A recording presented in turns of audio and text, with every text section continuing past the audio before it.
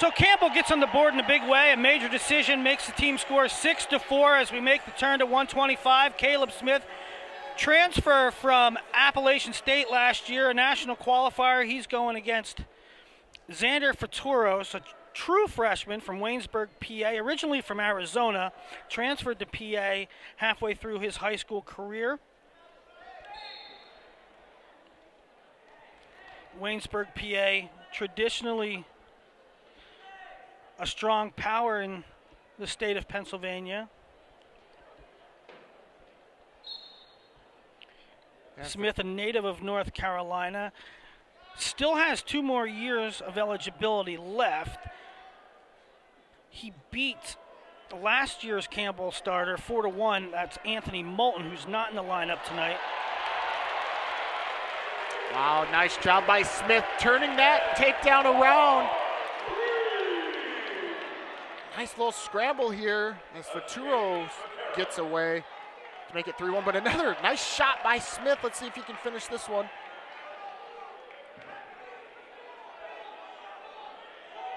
Yeah, Coach Sentis going with Phaturos in the early going here.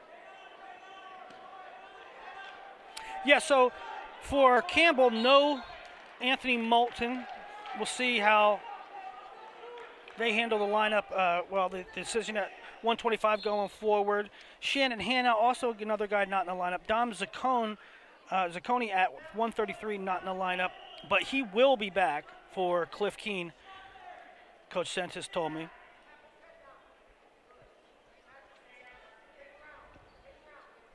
And we were talking, Kelby and I were talking prior to this duel. We were peeking in on the Ohio State, Virginia Tech duel where Ohio State's Brendan McCrone, first-year starter, upset All-American Eddie Van Treska. And the narrative I think that everybody agrees with now at 125 is it's wide open. Anybody, there's a lot of guys that can pick off those that are considered the top guys. A lot of parity. And maybe for the Huskers, a guy like Caleb Smith, who's ranked 13th in the country now, one win over a guy that is ranked higher than him and at the NCAAs, and that turns into from a blood round guy to an All-American. And so, and that goes for any program across the country. At 125, you have to be saying, we got a shot. Yeah, nothing more kind of opened the door like that than maybe one of the upsets of the year, was when Matt Ramos went down at the Clarion Open. Right, correct. Seeing Van Treska lose, seeing Ramos lose. There used to be a guy named Spencer Lee that would terrorize the NCAA, and every coach in America, most coaches in America said, yeah, we don't have a shot at 125. There's not that guy right now. Mm-hmm.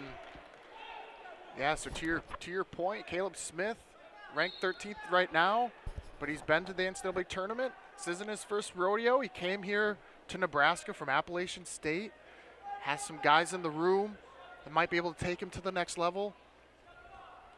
Not saying he didn't have that at App State, but coming here to Nebraska just maybe needed a change as we head to the second period with Smith leading. Well, he's going to get he's going to have good partners. They've recruited well at 125 and 133. Well, you'll see Van D next, and so Smith is going to have really good partners in the room, and he's going to get tested more often throughout the season in the brutal Big Ten tournament. As you said, he has been to the dance before, a 2-time NCAA qualifier. Last year he went 0-2. Killian Cardinell and Michael DiAugustino losing to both of those guys. And we talked about Hopkins earlier, went 0-2 at NCAAs. Both losses to All-Americans. Caleb Smith, same thing. Both losses. Cardinell and DiAugustino, both former All-Americans.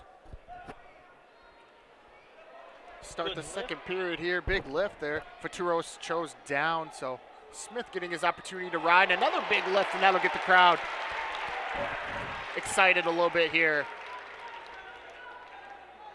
Yeah, Smith actually was a SoCon champ last year, so plenty familiar with the conference, Campbell, and how things are going there. So A lot of action here. Good exchanges. Caleb Smith taking over for Liam Cronin, who was a All-American last year, 5th place finish. So just a plug-and-play guy with Caleb Smith coming over from the transfer. Yeah, that's a big pickup for Nebraska. I said they recruited well at 125, but those guys are young. They got Alan Kaler from Minnesota, who's a true freshman. They got Cale Lauritsen in Omaha. He would have been a true freshman. He's gray shirt and at the Olympic Training Center. So they needed a seasoned guy to go right away, and that guy ended up being Caleb Smith, who they got through the portal. Yeah, that also adds an interesting dynamic to the sport. Olympic red shirt year, gray shirt, whatever you want to call it this year. Going to play a role going forward. So it'll be interesting to see how teams and wrestlers utilize that this year.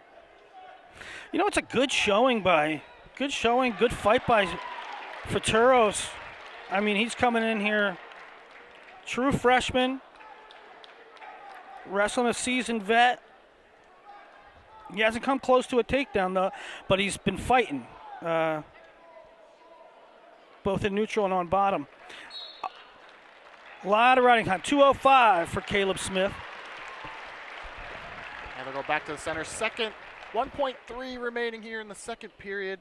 Smith with a takedown and a escape by Phaturos, but Smith has been all over him on top this whole second period.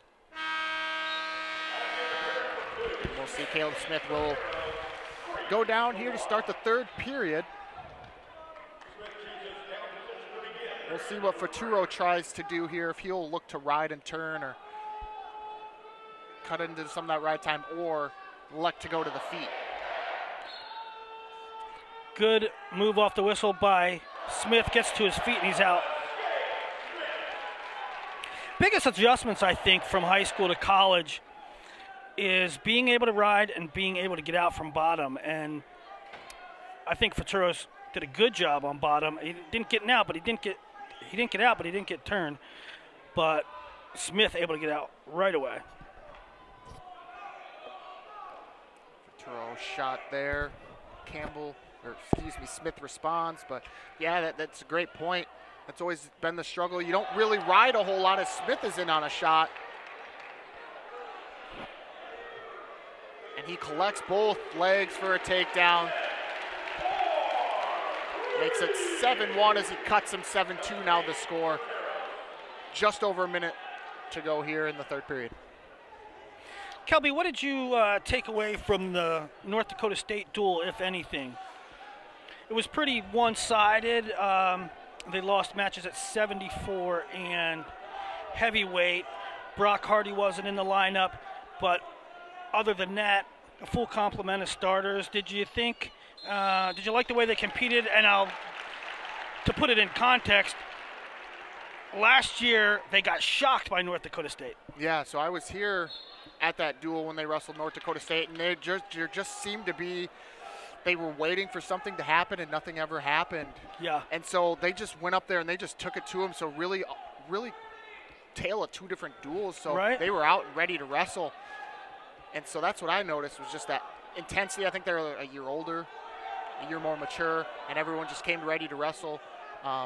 41. I think Brock Hardy should be back tonight. But, I'll shoot it back to you. Campbell got a nice win against Army West Point. Really nice dual win.